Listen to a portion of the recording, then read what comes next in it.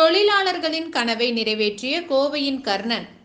நாம் காணும் கனவை விட நம்மை சுற்றியுள்ளவர்கள் காணும் கனவை நிறைவேற்றுவதில்தான் தனக்கு மகிழ்ச்சி என கூறி தொழிலாளர் குடும்பங்களை விமானத்தில் பறக்க வைத்த கோவையின் கனவு மகன்.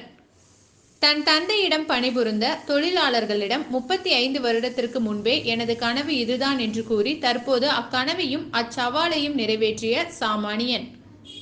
கோவை பேரூர் பகுதியில் பிரியா உணவு கேட்டரிங் நடத்தி வரும் லக்ஷ்மி ராஜனின் மகனான பிரகாஷ் தேவ்ராஜன்.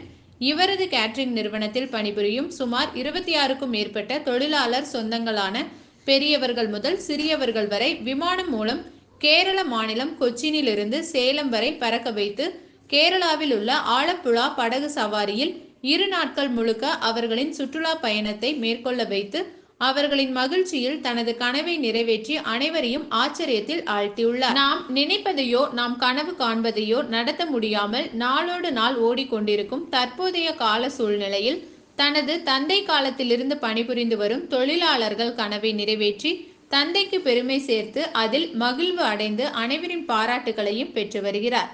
நம்முடன் இருப்பவரை நாம் நன்றாக பார்த்து கொண்டால் நம்மை மேலிருப்பவன் பார்த்து கொள்வான் என்று சொற்களுக்கு ஏற்றாற்போல் இத்தகைய விமான பயண கனவை நிறைவேற்றி தொழிலாளி மற்றும் முதலாளியின் இருவருக்குமான அன்பை வலுவடைய செய்துள்ளார் பிரகாஷ் தேவ்ராஜன் என்பது குறிப்பிடத்தக்கது.